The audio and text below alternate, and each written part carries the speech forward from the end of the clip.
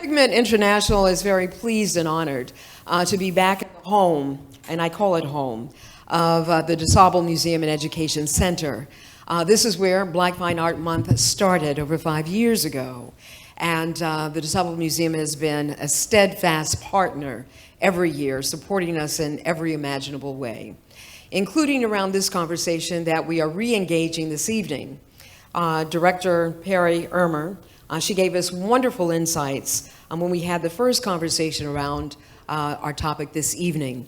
But I do want to present to you the gentleman who is going to be welcoming us, Danny Denson, who is new here, but no stranger to Chicago, because he just migrated just a little south of here. Just a little south. But he found his way around the world and back again. That's right. To drop a mooring here at the Dusable Museum. And we're so pleased and grateful that you're here to share your gifts and talents with us here at the Dusable Museum. Please welcome Mr. Danny Denson, the curator here at the Dusable Museum and Education Center. Thank you so much for that those kind remarks, and thank you all for being here. For those who don't know me, I have been at the museum since 2021. I just made my second year.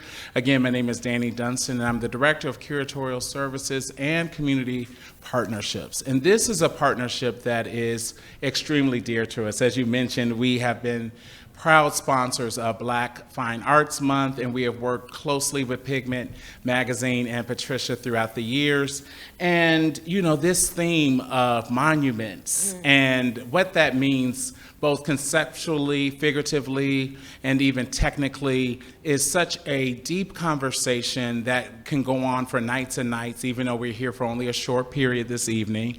But you're in a place of hallowed ground that was founded by Margaret Burroughs, Dr. Margaret Burroughs, in 1961, a Black woman, founded the first independent Black history museum.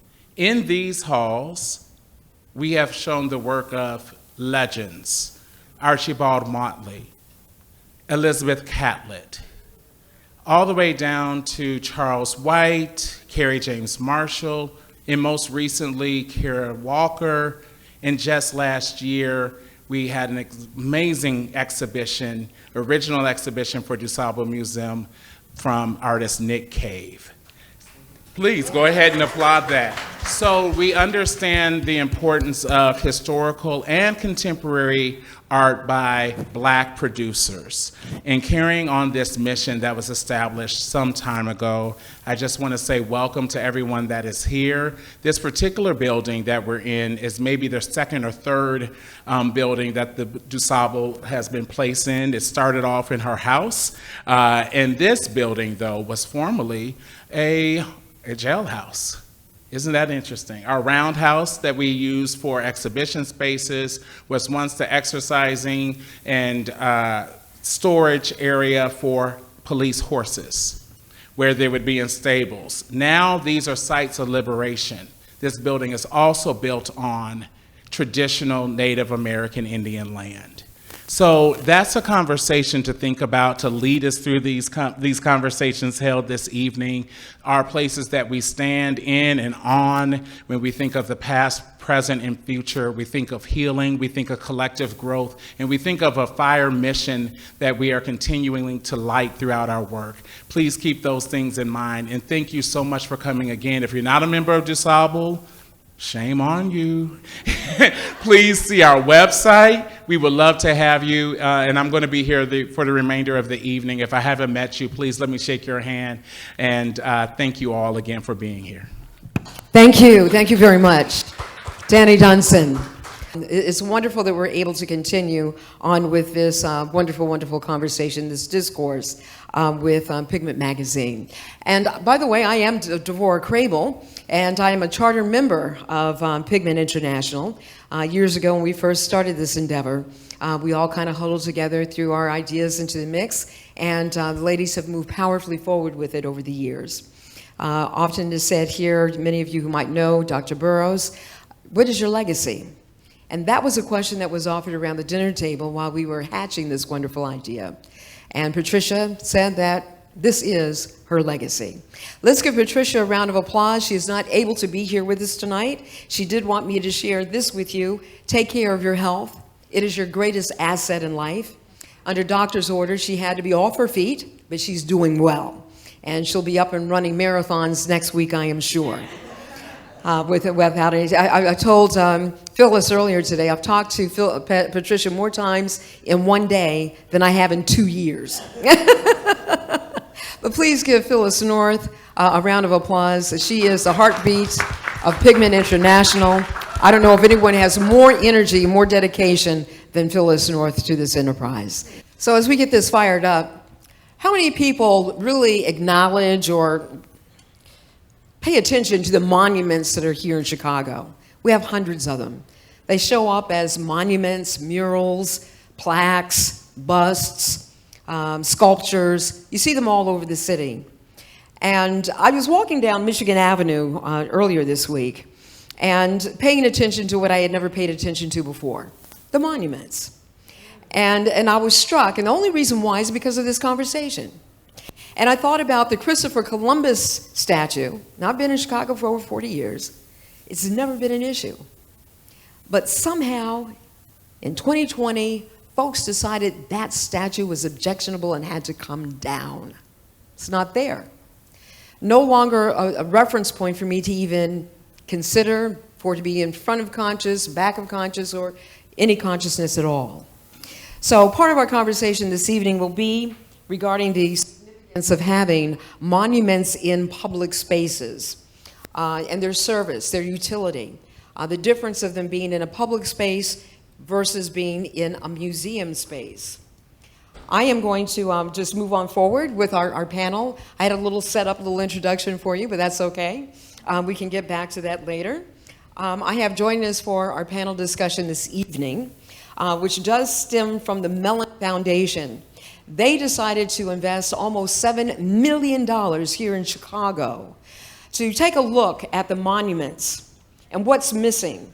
How do we fill our public square, our public spaces, with monuments that represent the underrepresented, those who don't have a voice or face of representation in the public space?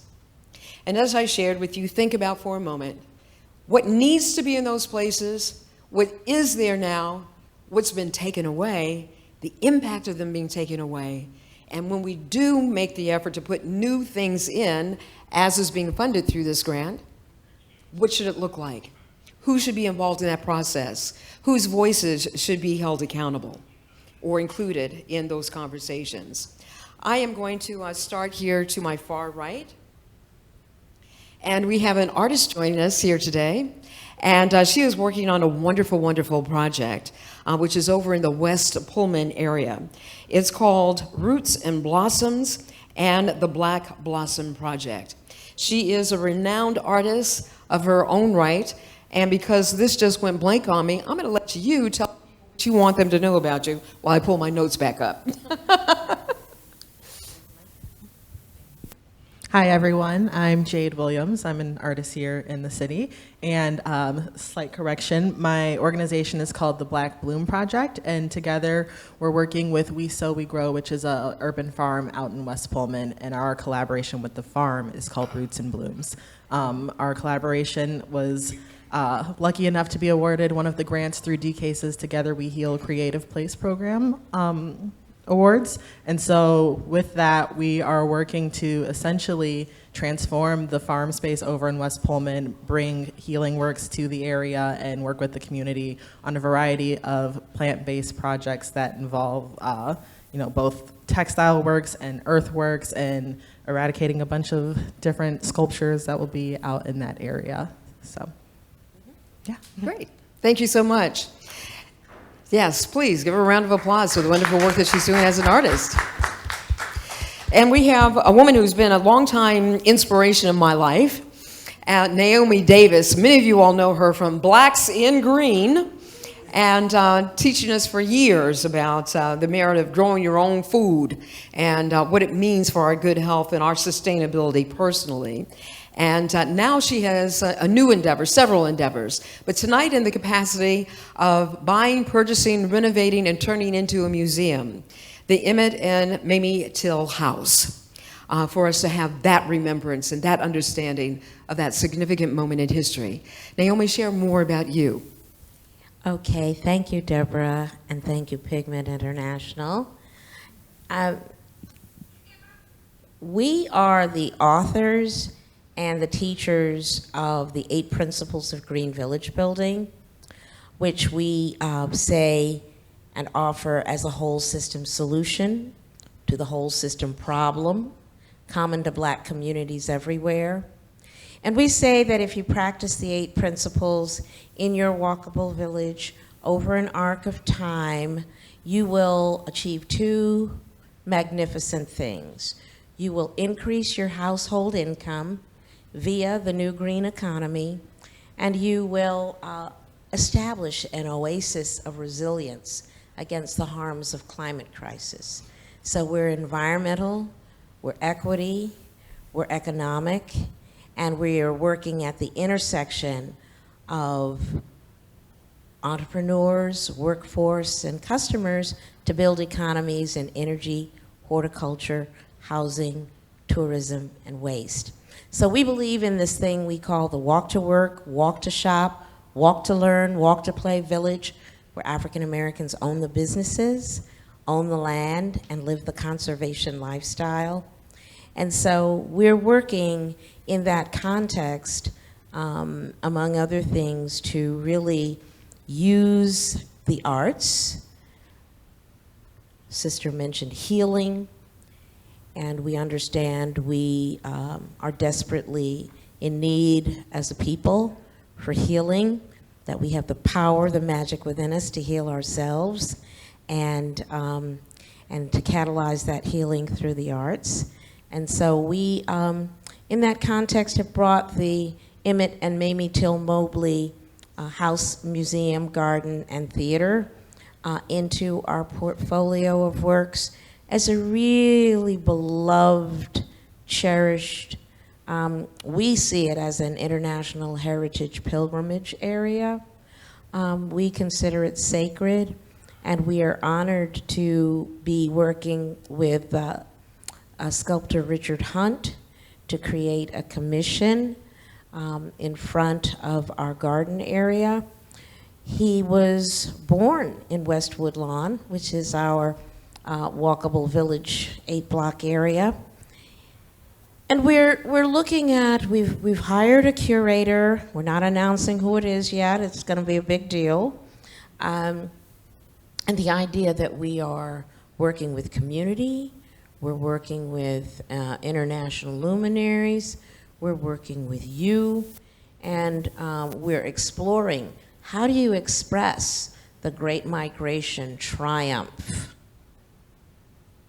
It might not be the first thing that comes to mind when you think about Emmett and Mamie Till Mobley, but after all, there was a triumph that Mamie made sacred in the historic forgiveness of the murderers of Emmett Till, as well as to dignify our suffering as a people by sparking the civil rights movement in America, which changed everything. So we have, I can talk more about the house, but that's just a bit of an introduction. And thank you so very much. You mentioned Richard Hunt, and for those of you that don't know, sad news, his health has turned for the worse, and so we do want to lift him up in prayer this evening, and that information was shared with me just before I came.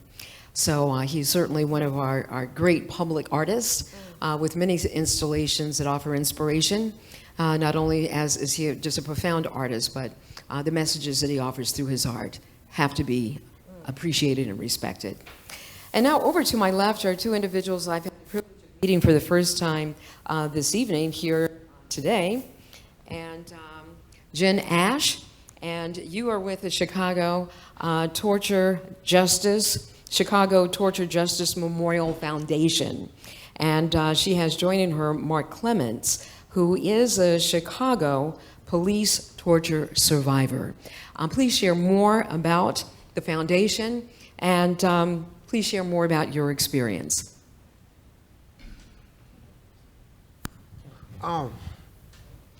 First of all, my name is Mark Clements, no stranger to Chicago.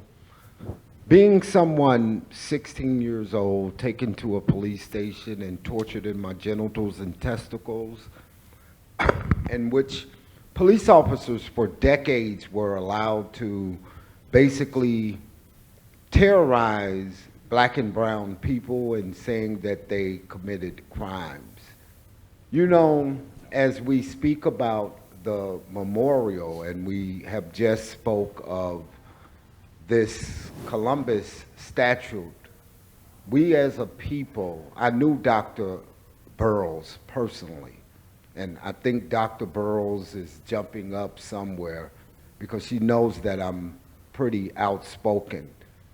We need a memorial to reflect who we are as human beings, people that were taken down to police stations and terrorized by members of our Chicago Police Department.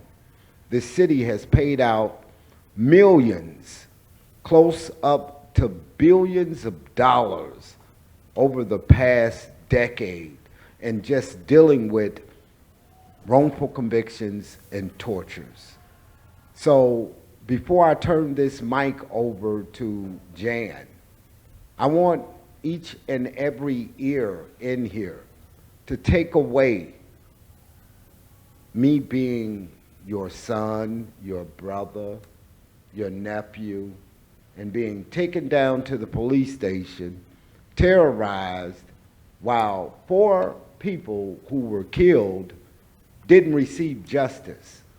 That left the same people that so many people are screaming and hollering and saying that they want off of the street in the street.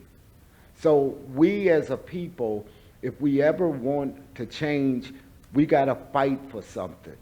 So as you look up that name, Mark Clements, look up the fact that we have a Chicago Torture Justice Center that address, and the only center in this country that address domestic violence at the hands of police officers. So let me tell you, we have to grow. And in closing, Dr. Burroughs would always look at all of us and inside of the prison. That's why I loved her. And she would sit there and she would always inspire in us that change don't come from a broke down system. Change comes from within us. And if we're not willing to fight for anything, what we have today is what we will see. Thank you.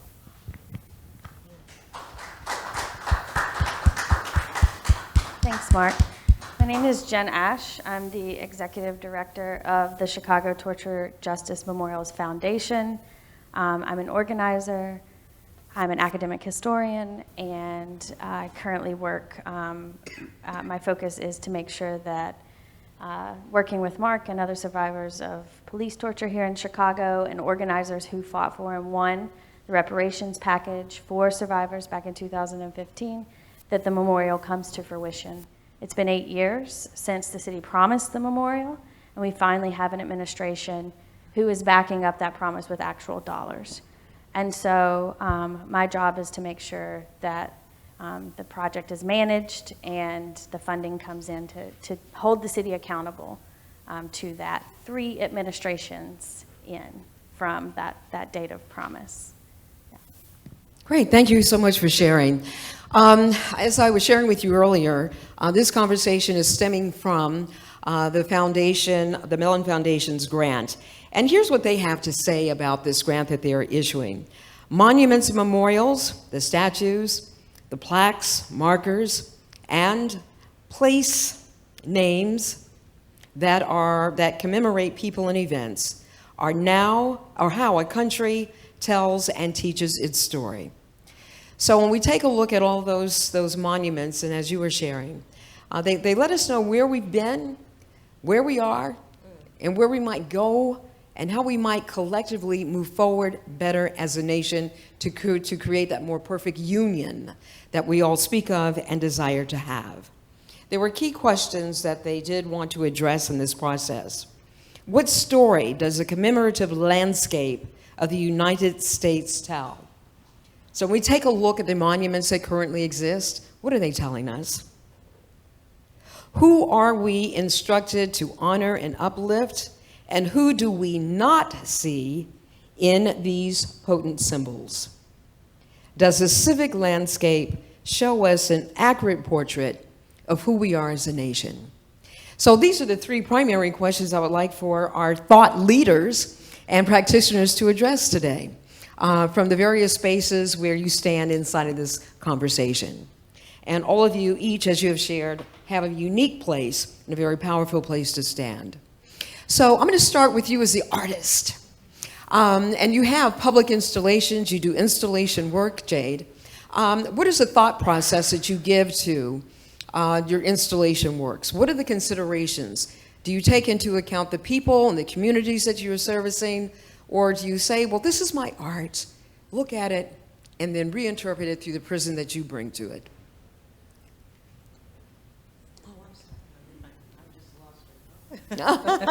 That's great. We want people to think.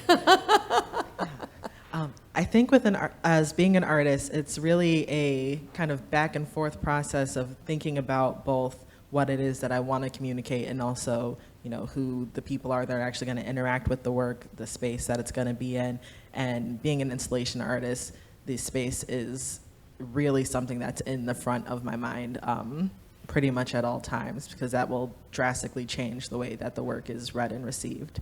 I think as I've been kind of moving into doing more, I guess you could call them more public works, I've used to primarily show in gallery spaces, and so now that I'm doing things that are a little bit more outside and community focused and community oriented, more collaborations with the communities that I'm participating in, I definitely know that I can't ignore the way that they might feel, think, look, reinterpret whatever it is that I'm doing or wanting to say, and really just trying to look at my role as being more of a facilitator, if anything,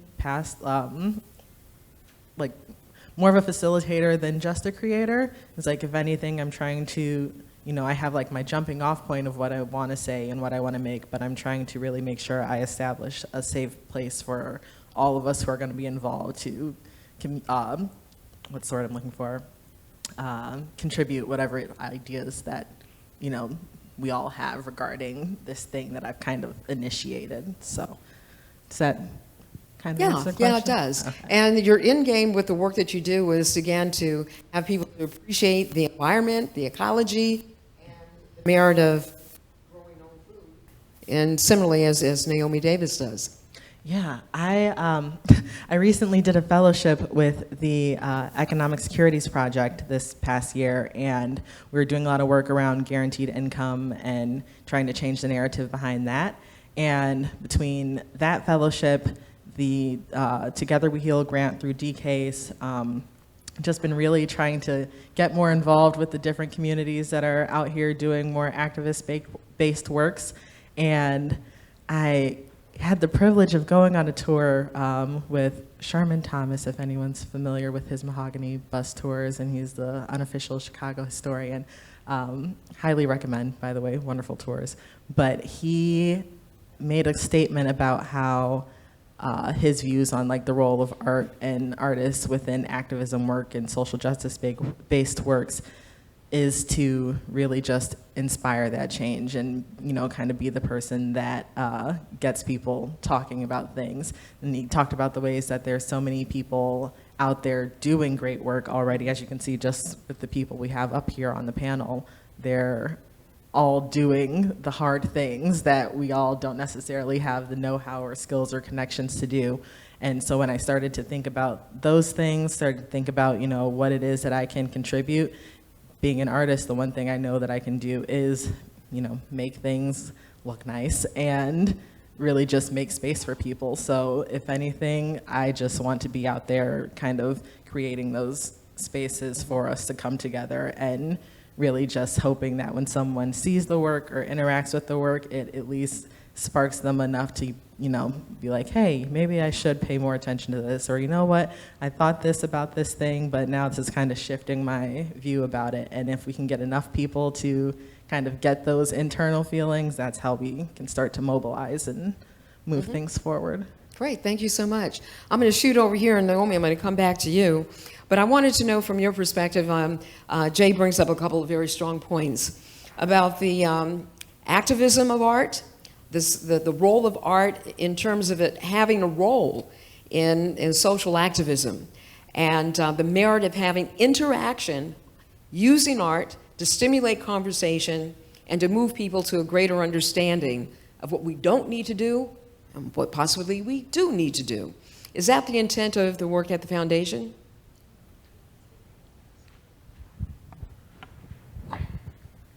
And I know who you are. Okay. Okay? Don't tell anybody. The city of Chicago have seen so many black and brown people that have been wounded from the dates of 1972 dealing with John Purge. What does art look like to me? And I look at my young sister here. It looks like those little old mothers. And I hope people pay attention to what I'm saying.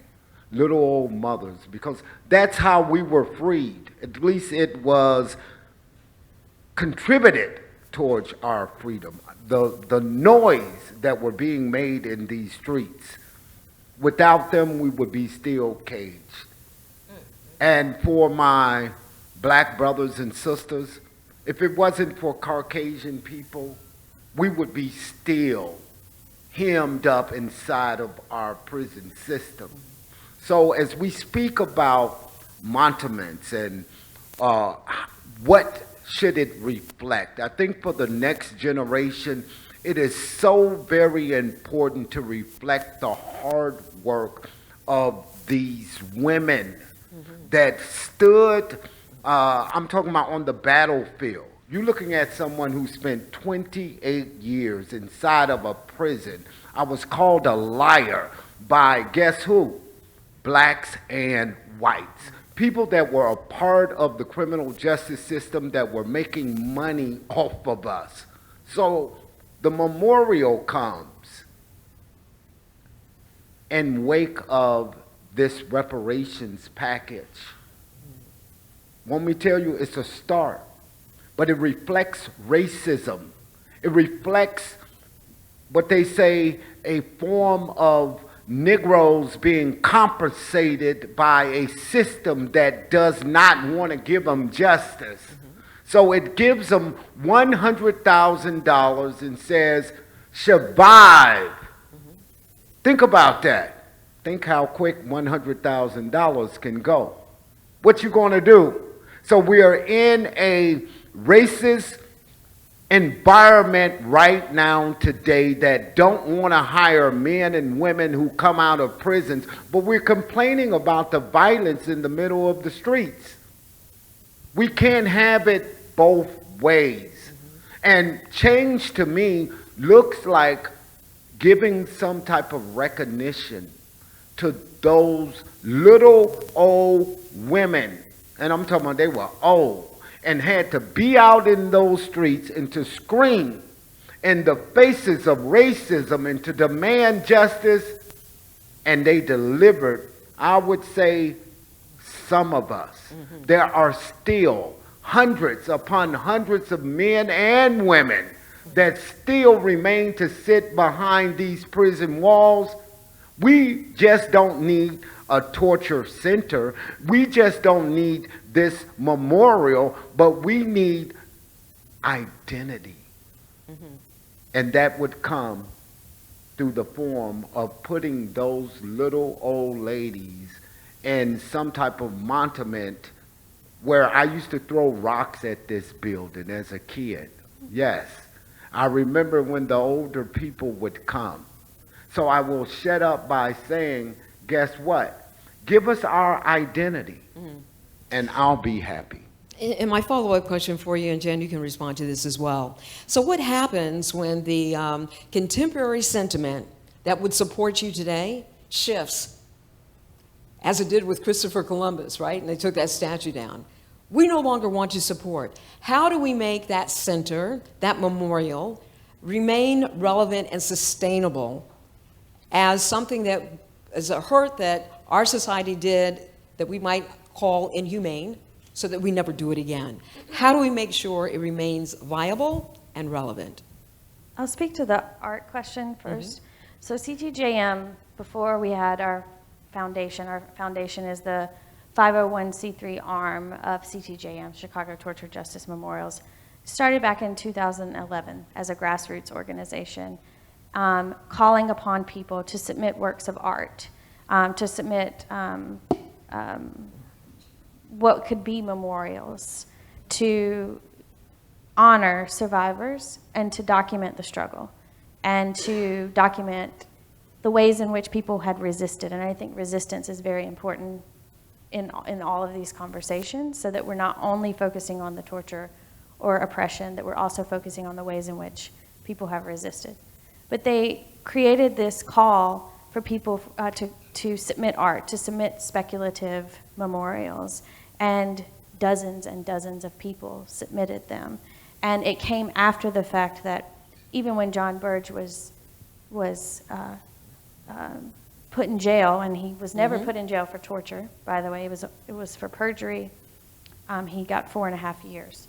So that wasn't enough. That wasn't justice. And survivors expressed that. And so the community came together and said, how do we memorialize this? How do we actually make this something more than a singular person going to prison and survivors still not getting the justice and their families not getting the justice that they deserve? What does justice actually look like? And one of the memorials, one of the pieces of art that was submitted was the reparations ordinance. And it was submitted by Joey Mogul, who is an attorney at People's Law Office and who has represented many survivors over the years and is a founding member of CTJM. And that piece of art turned into what is everything that we do. And in that piece of art was not just the memorial, but was the center, which Mark works at here in Woodlawn, just south of here. An apology from the city, financial reparations, but reparations in a very holistic form, not just financial compensation, because we know that's very limited in repairing any kind of harm. There's no amount of money, right, that could make up for what Mark and others have experienced and what their families have experienced. And so art has always been very, very, very important to this movement. It is actually the center of this movement. And so it doesn't fall lightly on me that this artistic expression of reparations in the form of a memorial is, while it's the last thing that the city has come through on, right, in many ways, I feel, in addition to the center, it is the most lasting piece of this reparations ordinance that will continue. So it is a space, and the question of what happens when people push back and we don't want to think about what happened, right?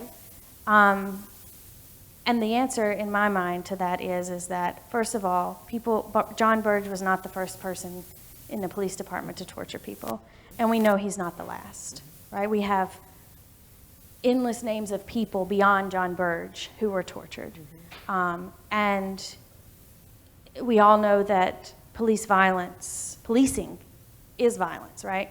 And prisons are violence. And so that's not going anywhere for a while. Yeah. And we're fighting to end that. And this memorial is an artistic way to get at these continuing problems that we're trying to solve. It's a space for community gathering, to come up with creative ways to deal with these issues and to not deal with them in ways that fall short of justice, in the way that John Burge going to prison for 4.5 years did not give people a sense of justice. I'm curious to know, because what's coming up for me is how art might be a palatable, and I'm going to use that word, probably is too generous of a word, pathway for those who possibly would not want to get politically engaged, but you give them a pathway for having a voice in a way that is comfortable, but high impact. Is that what you're experiencing? And that's what I'm hearing. I mean, I think Mark needs to speak to the work of the center. And the center does artistic therapy. We have an art therapist. There's, 15 people on staff at the center now? Wow. 17. And how many are survivors or formerly incarcerated? Approximately 11. I think it's 11. So the majority of people at the center are survivors of police torture or formerly incarcerated. And art is very much centered in the work that they do. So this memorial is not the only art. And also, if you see images of demonstrations that we did from like many years leading up to the 2015, and I became a part of CTJM around 2014, right before the reparations ordinance, like when we ramped up. As a graduate student, I became a part of that campaign. And to see the ways in which art was used at every single turn. Right. People created that art. You don't always have to be the person screaming in the microphone. You can be the artist that's creating the thing that people are going to see. And that imagery is lasting. It's ephemera, but it doesn't actually go away. It's always in your consciousness. And we continually go back to those images of that art to see how it informed. If you go to the center today, we have banners, these big black banners, and Mark has one with his name on it and the days that he was tortured. Every single survivor has a banner. That's art, and that is a way that is it's tangible, and it's meaningful in a way that supersedes a very shallow definition of how art influences things.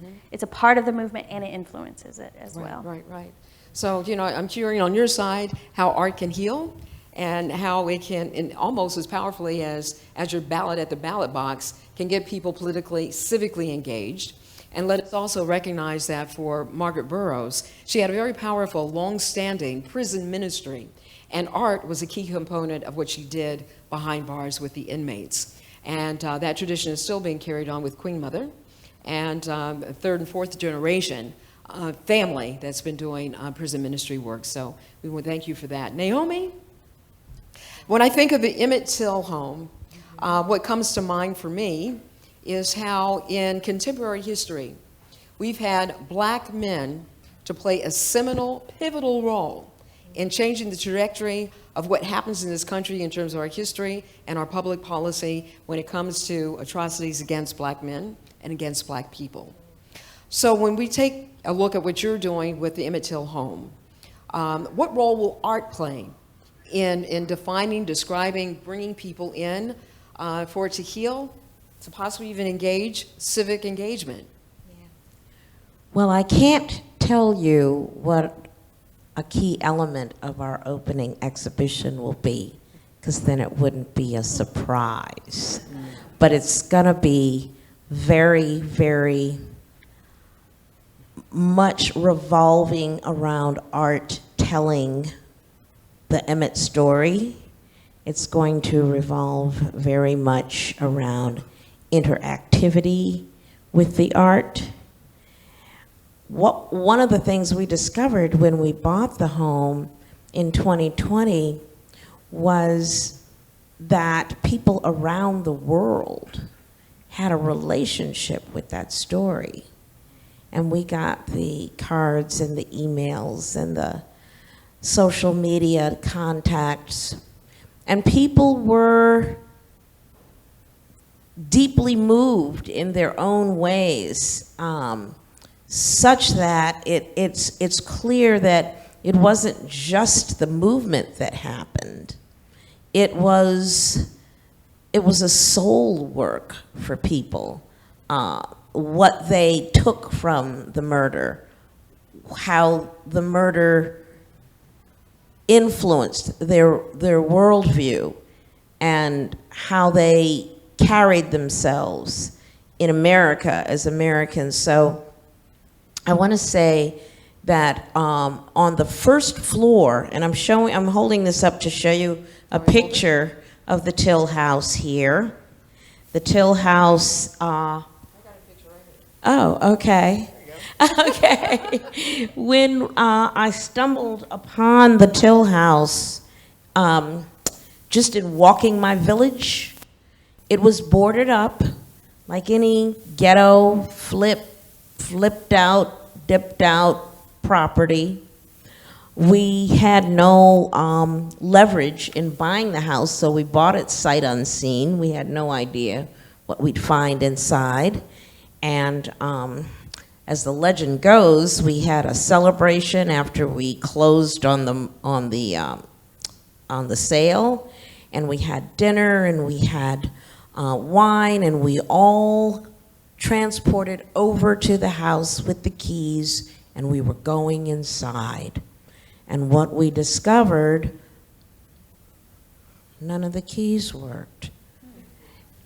And then we went around to the back, and we went up, and we went down. And as I was fumbling with the last door we were going to try, the door opened. And what we discovered, there was a colony of squatters living inside.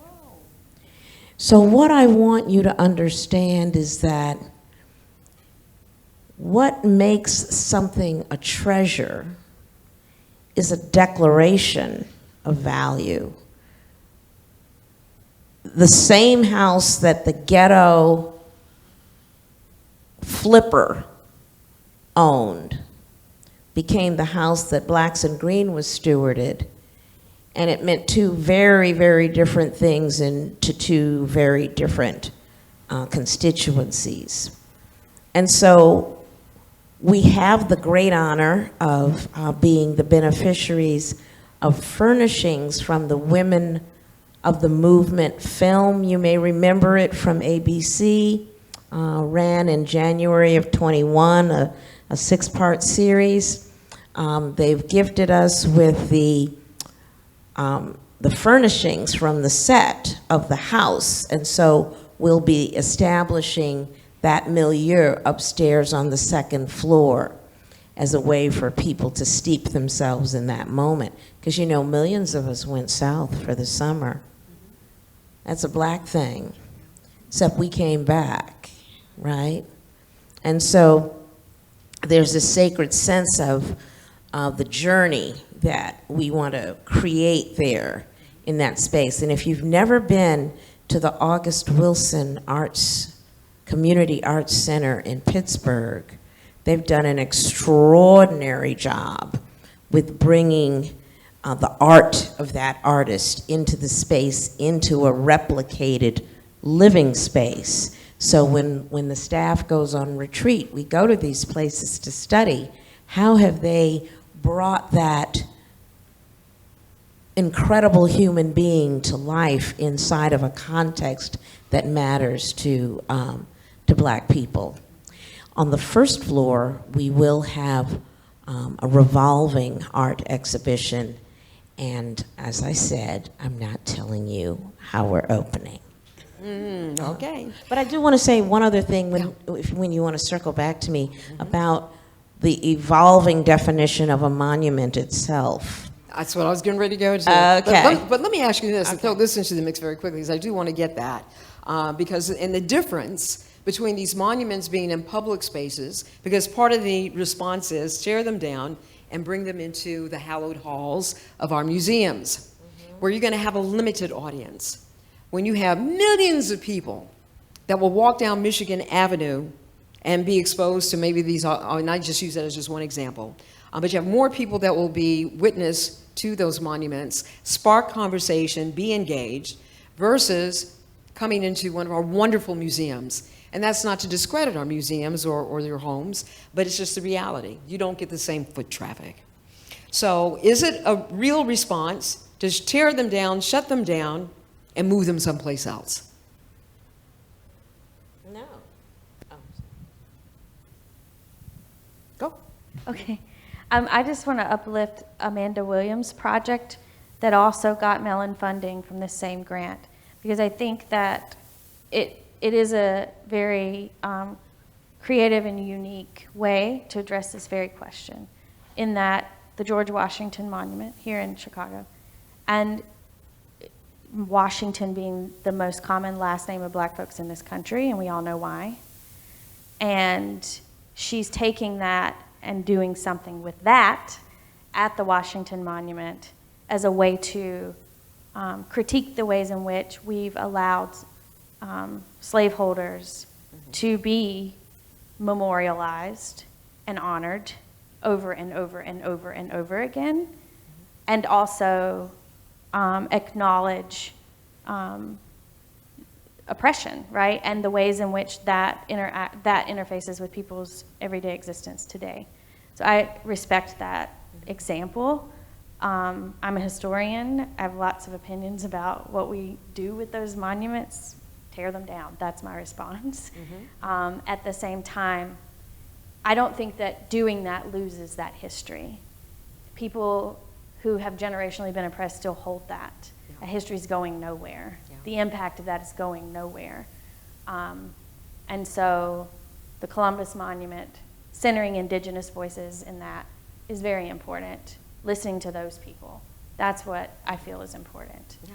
But I did want to lift up Amanda Williams's project because I thought that that was such a beautiful way to pay tribute to people who are descended from enslaved people and make that connection to the Washington name in particular.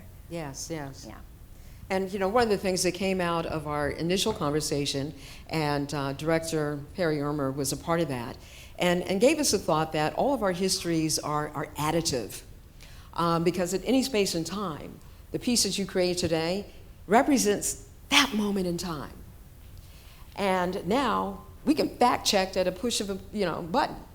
And we get more information. We have access to more information that might inform our choices, even our creative choices, even our democratic choices, right? So understanding that, a new paradigm does need to be created for responding to those who might find what was great today objectionable tomorrow, and how to respond to that objection. So Naomi, coming back to you, you wanted to take it global, which is where I wanted to go too, but I want to hear from you first, and I'll tell you what my question is.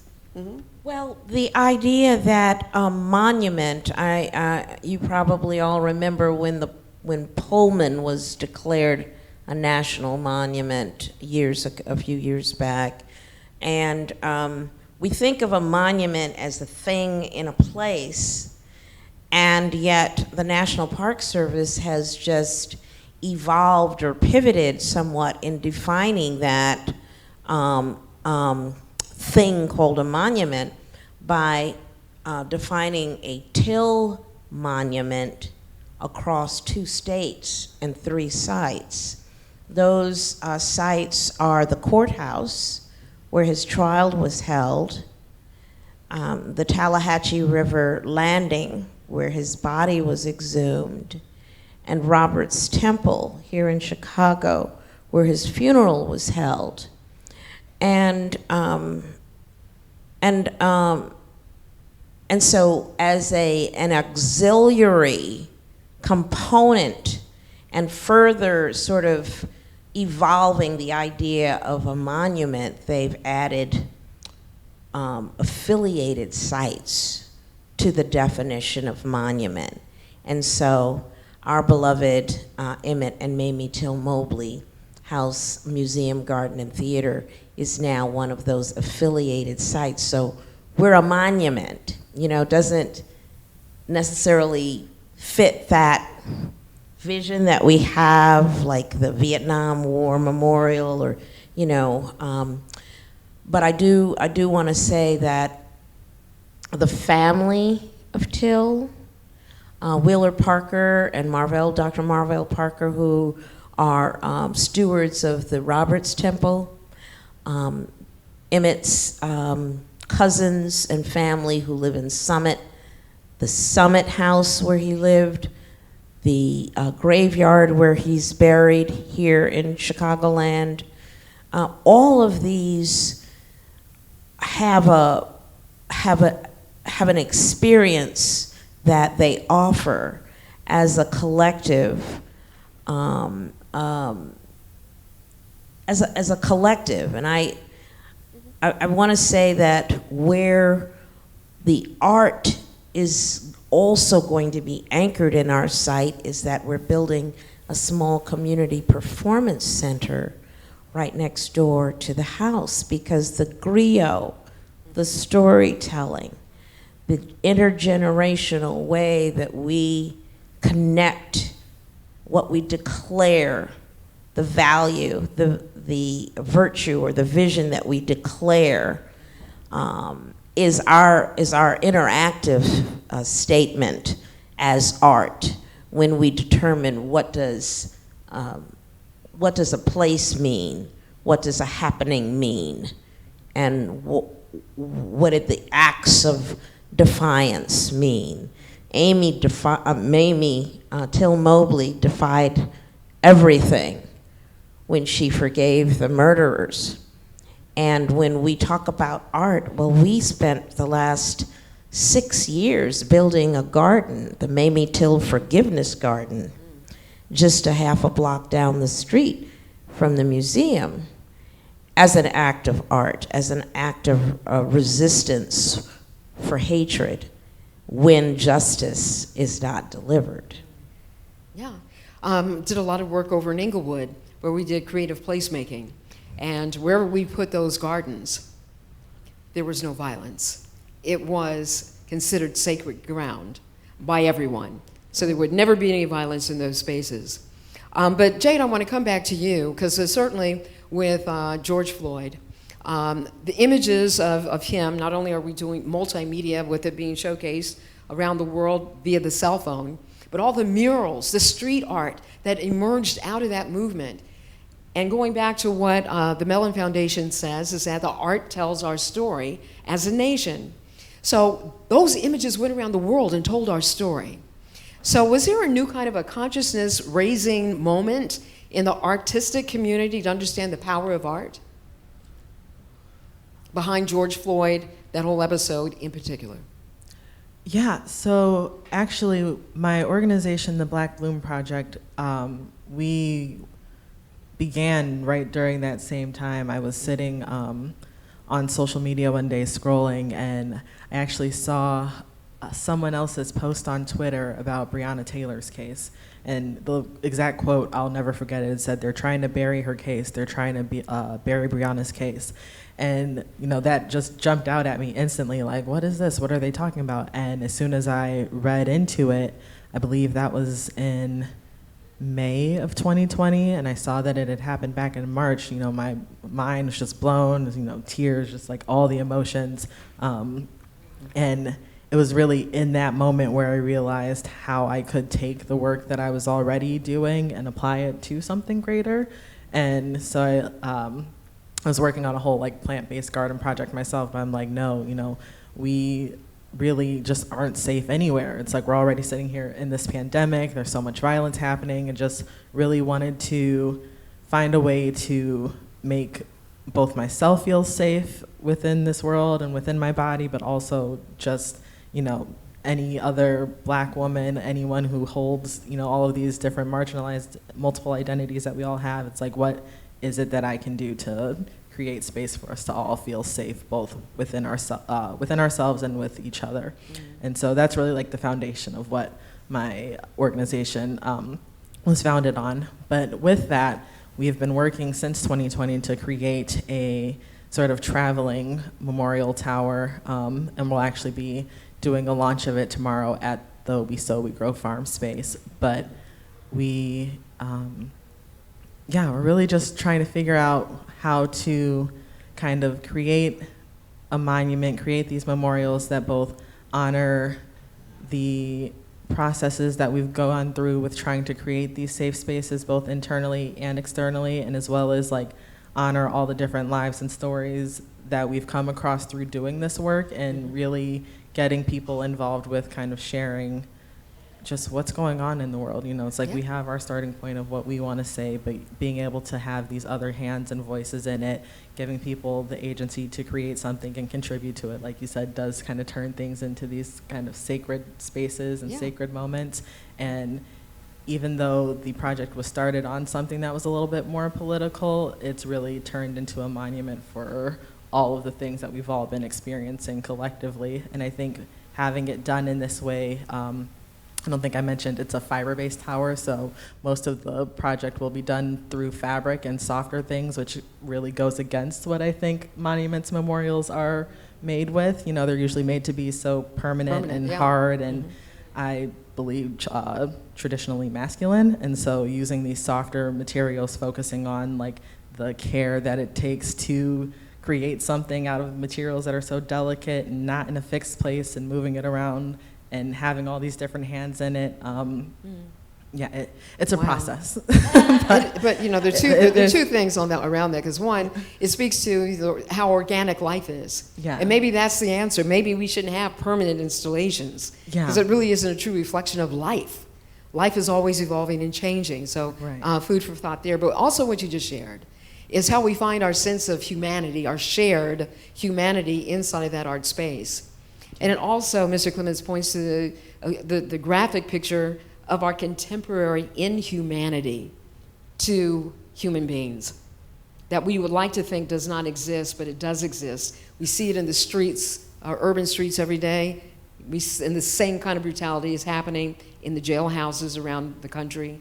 And we can probably go all around the world and point fingers where we have man's inhumanity to man, right?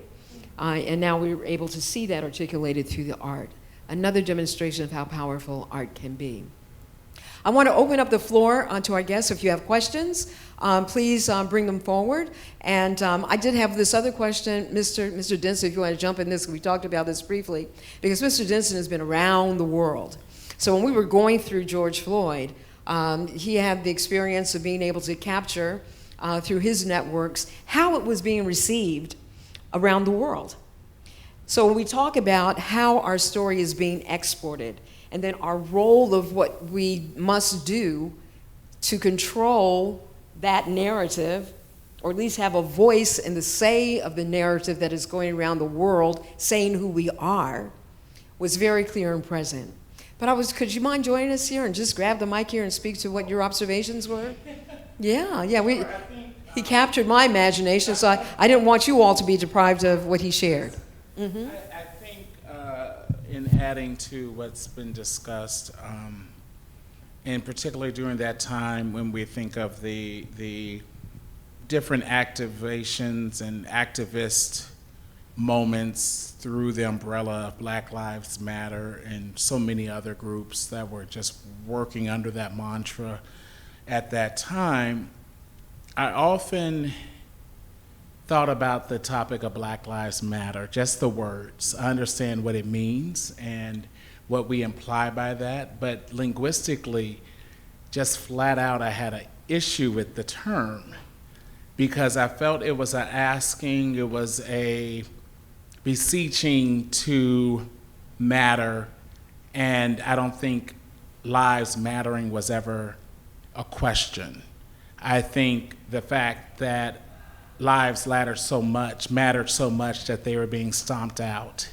Potentials were being destroyed before they even were realized. You know, things only get disruptive when we have potential to become something. So I love the term Black Power because it re-engages the humans who are actually being victimized by these crimes, and it's not asking to matter because there's a knowledge of mattering for yourself and a more awareness of your own identity and deconstructing what has been internalized in our community of even not mattering from a white suprematic narrative. How do we combat that?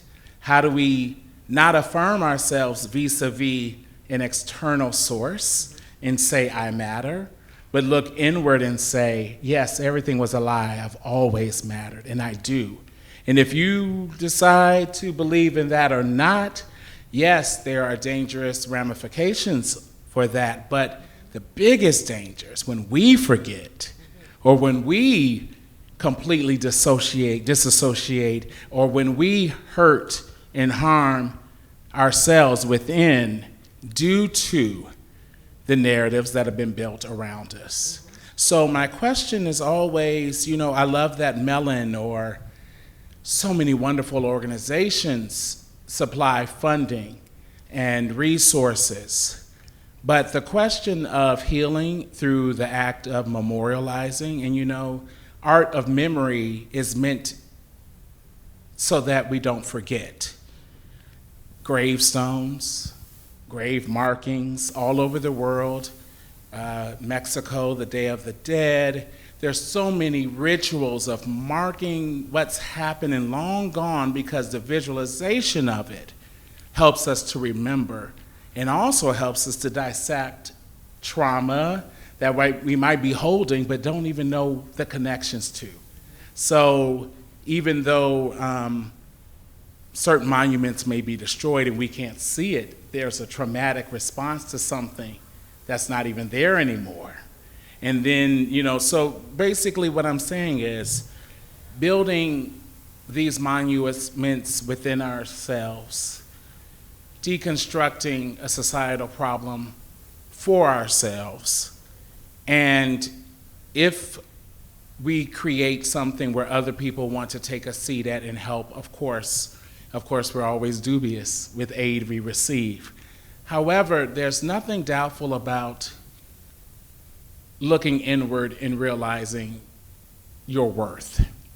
And that sounds very simple and very basic. However, it is radical, and it is a major moment of power. You're not asking, you're not determining it from someone else's point of view, and yes, you risk your life when you do that.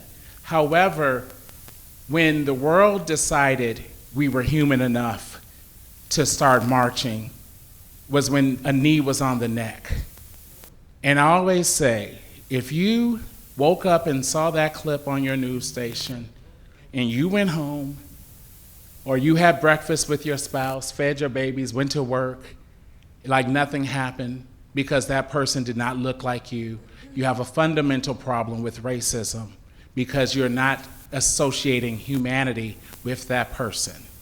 And some people needed to see a person completely martyred, executed, life-ending on international TV waves to finally say, that's a person. There's a problem with that. So I'm not depending on these external sources the way I've been brought up to depend on them, the way I've been even raised in my good education and my good upbringing and my great Christian values to depend on this affirmation outside of what's just truly true. And this is a large topic. It's larger than what we build and larger than monuments we create. But our productions of art, our productions of intellectualism, our productions of spirituality will change when we source it from within us first. So if Mellon doesn't have any money, what do we have? Because we spend it on something.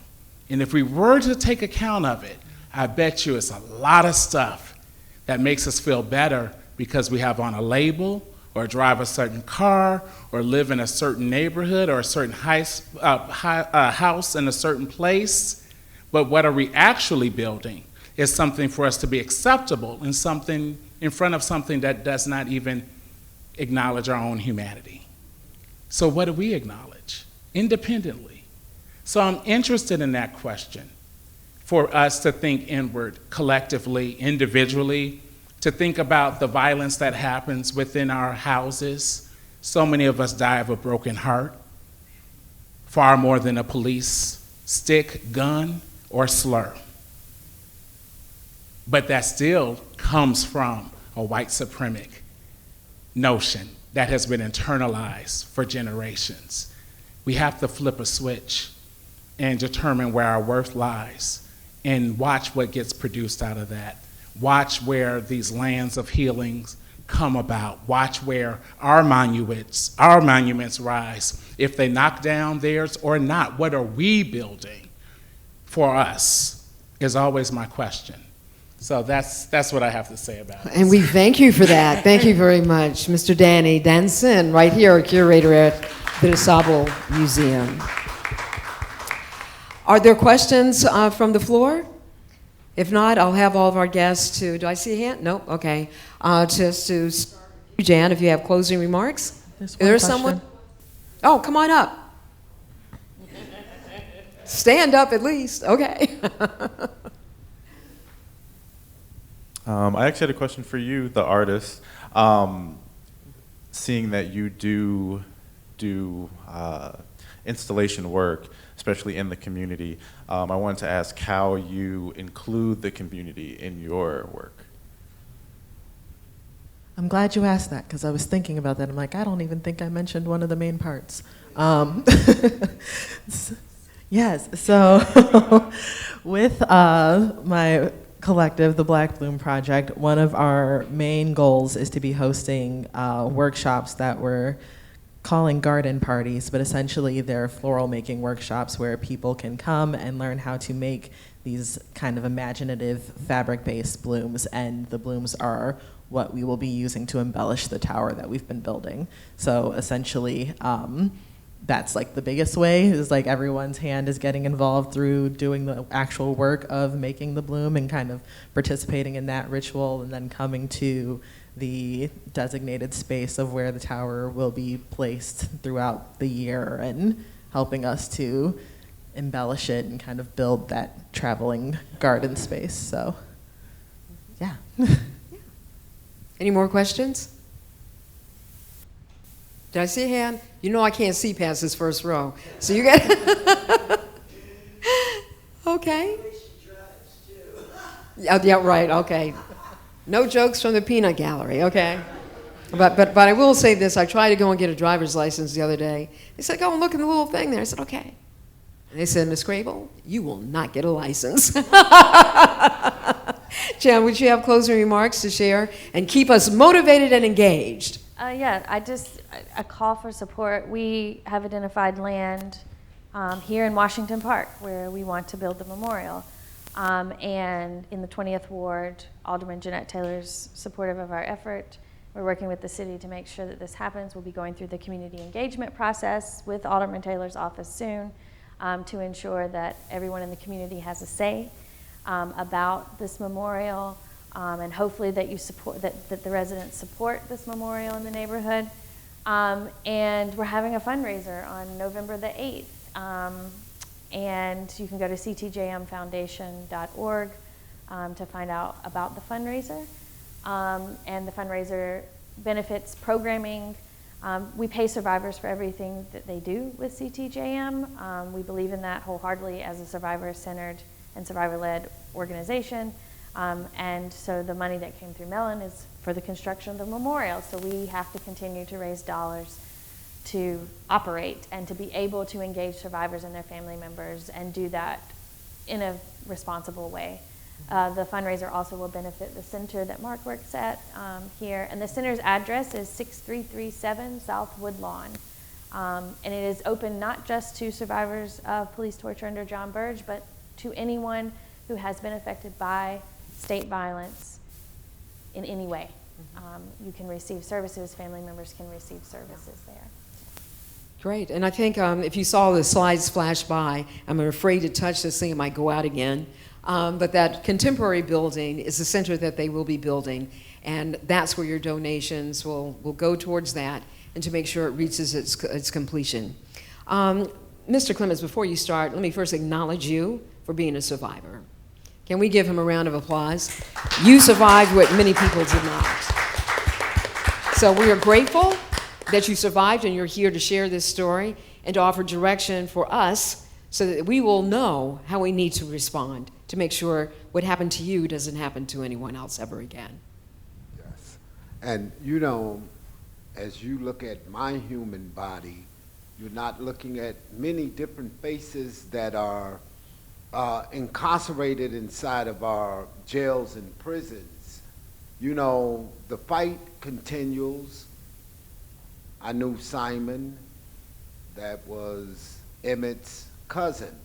I knew Erica, who was Emmett's cousin. And I remember we went to Washington and we had to fight for fairness and just to be recognized. And that is our fight with police tortures in the city of Chicago. You know, many of us, we look at the fact that, well, John Burge was white, Well, there's a lot of African American cops doing the same thing. And also, I want to see something like that piece of metal that they have downtown, which I call it a mirror. We need to have our recognition in places which is adorable too. I think that all of these areas, starting from our 43rds on into the Roseland areas, I remember when they were very beautiful. Now I think really, how do we recapture what was lost based off of lies, because they did not want to pump money back into the African American community. I want at least this memorial that reflect, the stolen lives of black folks. I want it to be in the heart of the city of Chicago, where that people can come into this place and begin to learn of their history, because all of this stuff is history. And when we tell you, I think that we must put a special call out to our young brothers and sisters out in these streets to give them a true, accurate picture of their history, because we already know that most of our schools are not teaching our brothers and our sisters appropriate. But support us. And I'll end on that. Please support us. Man, I have, being out 15 years, I've freed 388 people, at least contributed. When we tell you, it wears you out. Your body. That's what the system has set up for us, because we got this plead, beg, and scream for anything that we get. But thank you. Thank you, Mark Clements. Naomi, I left this slide up, the quote from Mamie Till. Let the people see what they did to my boy. And when I think about the monuments that we're talking about, this is what we're saying. Let people see so they can understand our story. So the monuments must stay in whatever form we represent them in the public space, so that our story does not disappear, that it remains the subject of conversations around the world. And one of the most powerful things when you talk about the power, Mr. Denson, is that, again, I'm going back to two black men, and we talked about this. Their murders captured the attention of the world. One started a whole civil rights movement, but certainly the world has let us know that the stories of black people are important. And they're not any different than some of the other stories of other brown and black peoples around the world, and other yellow and white as well. But there's stories that haven't been heard that do make a significant difference. So I wanted to give you an opportunity to share closing remarks on the home. The Emmett and Mamie Till Mobley House Museum, Garden, and Theater is located at 6427 South St. Lawrence in West Woodlawn. West Woodlawn is famously a Great Migration legacy community. It was Chicago's first black middle-class community. It is located between King Drive and Cottage Grove, between 60th Street, just south of Washington Park, down to South Chicago Avenue. It's considered the southernmost tip of the Black Belt. We call it the South Lakefront, the Obama Presidential District. We're just down the way from the emerging Presidential Center. We declare ourselves as part of the Black Metropolis National Heritage Area, and we call ourselves part of Bronzeville, USA. all around the world, authentic Black heritage, culture, arts, lifestyle are coveted, and all the way to the bank. I want to say, in the same way that there's a movement to bring art from the museums back to the nations from which they were stolen, are you following me? Okay.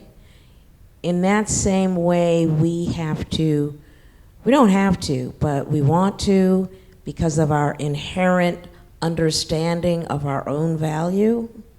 We want to claim, reclaim, regain, aggregate, lift up, throw down. We want to tell our story to the mountaintops, to the children, and we want to thank our ancestors constantly for the prayer that gave birth to us. And so whether it's art in the forms that Pigment International so lovingly captures in its publications, in its love of artists, or whether it's the art of a garden, a winding path where you can find respite in your reflections, or whether it's something that's dynamic between the public, a person, and a piece of something. All of that art, life as art, we're here to share that experience with you through the Emmett and Mable-Mobley House Museum, Garden, and Theater. Thank you. Yes, thank you. Jane, your message to artists out there. Yeah, it's really just piggybacking off of what everyone else has said. We are all created in the image of a creator, regardless of what our belief system is. And so just know that the things that you create, whether you actually view them as art or not, they matter. They will be valued in the right place. And we really just need to talk to each other more and get out there and see what it is that we need, what it is that the people around us need, and see how we can contribute to that. I think that's the biggest thing that I've been learning over this year, and really just trying to connect with other people around that idea. So. And one of the things I found most inspiring coming out of the George Floyd incidents, and the Pigment artists were very much involved with this. When the riots broke out, they were out there boarding up the buildings and putting up art boards. They were out there painting messages and images of inspiration on the walls and the murals. They even went to the ballot box when the election came around and painted the ballot boxes so that people would be inspired and moved and motivated to stay the course. So, my invitation to each of you is to understand the power of art. It not only heals, not only does it feed our understanding of our history, not only does it provide a pathway for us to understand our role in being civically engaged in society, but it also allows us to know the impact that we can have, not just here in our own community, but around the world. Don't take it lightly. I want to thank Jade, Naomi, Mark, and Jan. Give them all a round of applause. And I thank you for being here and joining us for our Black History Month celebration. It has been an honor and a privilege to host this conversation with you and for you to be here as well. So thank you. On behalf of Patricia Andrews Keenan, we thank you, thank you, thank you, thank you. I would like to bring Miss Blessman. Is she still here? Where are you? Okay, there she is. All righty, here we go. And our board member, let's give her a round of applause. Thank you so much. Ooh. You know why I love her? Because we're the same height, right? I get to go to her closet and take all of her stuff. But thank you so much. Mm-hmm. Yes. Mm-hmm. So thank you for being here for our final and signature salon talk here at the Dusable for Black Fine Art Month. You might be asking, Black Fine Art Month, what is that? Well, it's recognized each October. It's a global celebration of the Black fine art aesthetic. It is an annual recognition of artists, innovators, collectors, gallerists, curators, educators, and others who are vested in the Black art tradition. And through programming that highlights its constituents, Black Fine Arts Month is an initiative of Pigment. And so I thank you for being here for this robust discussion about monuments, because art is also about heritage. It's about healing. It's about protest. It's about telling our story.